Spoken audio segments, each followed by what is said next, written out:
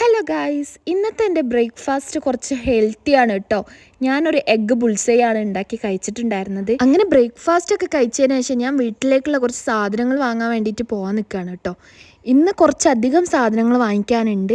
അതുകൊണ്ട് തന്നെ ഞാൻ എൻ്റെ കൂടെ അനിയത്തിനെയും കൂട്ടുന്നുണ്ട് കേട്ടോ. അപ്പോൾ നമ്മൾ ഹെൽമെറ്റൊക്കെ ഇട്ട് സെറ്റായി പോകാൻ നിൽക്കുകയാണ്.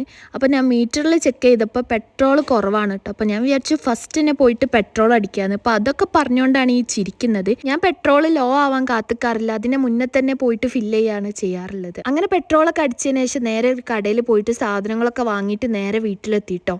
ഇന്ന് നമുക്ക് ഉച്ചക്ക് നല്ല വിഭവസമൃദ്ധമായ ലഞ്ചാണ്. ഇന്നത്തെ മെയിൻ തരം ഈ ഒരു ഫിഷാണ് കേട്ടോ. എനിക്ക് ഭയങ്കര ഫേവറേറ്റ് ആയിട്ടുള്ളൊരു ഫിഷാണ് ഇത്.